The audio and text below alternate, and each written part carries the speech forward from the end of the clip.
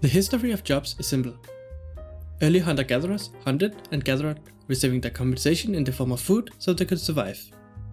Roman soldiers got payment in the form of salt, because salt was so valuable it was seen as a form of currency. Then came the era of Fordism, which paid workers actual money for doing simple jobs.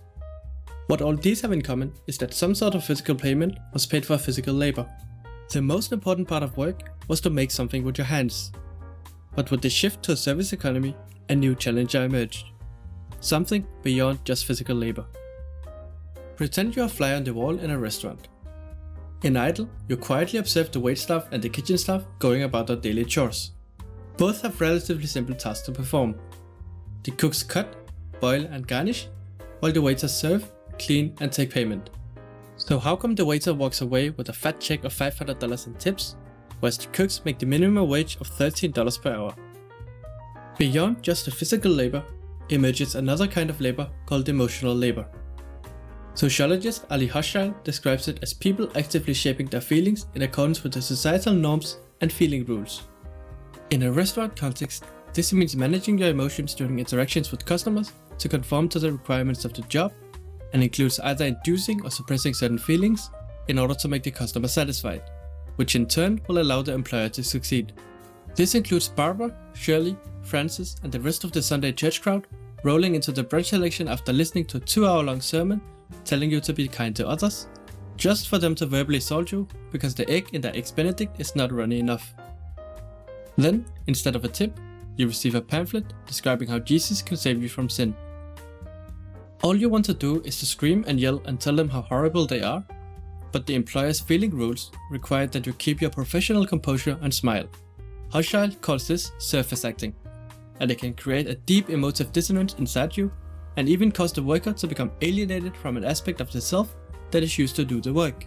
So as you're smiling to the Sunday church team, the face and the connected feelings can feel disconnected to the rest of you, which is actually very comparable to physical labor and Charlie Chaplin's scene where his entire job is to screw one bolt to one plate and his hands start acting like its own entity disconnected from the body. Macdonald and Sirianni coined the term emotional proletariat to refer to any job that requires high customer interaction and therefore emotional labor while compensating workers for very little. Surface acting is in contrast to deep acting, where workers actually try to change their internal feelings to align with the expectations of the employer. Waitresses may start smiling to internalize a sort of happiness that is required for the job, and this whole spiel is not just limited to waitstaff in restaurants. Other occupations include nurses, flight attendants, teachers, and really any job with high face-to-face customer interaction. Nurses, as another example, may try to think of happy sheep on open plains while caring for a sick, dying patient in order to regain a feeling of warmth and positivity. Meanwhile, the cook in the back of the kitchen is boiling some soup in a pressure cooker. He flips the air vent,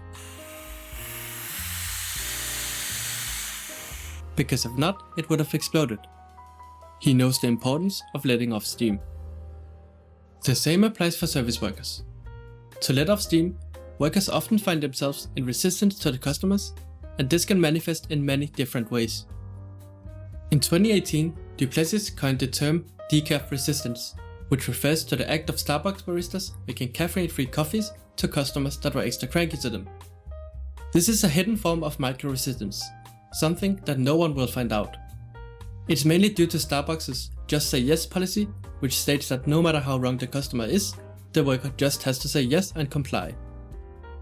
It can feel really degrading and humiliating if a customer insists that you're wrong, even though she initially said a venti, but now says she ordered at all. So this form of resistance is a way of coping and feeling better, sort of a defense mechanism and silent protest against the unreasonable clients and pompous and fake brand. This whole problem arises from the fact that typically if they live in a Western country, there exists a general understanding of freedom and individuality as a core value in the society. Mix that with the just say yes policy that strips away that core value, and you're left with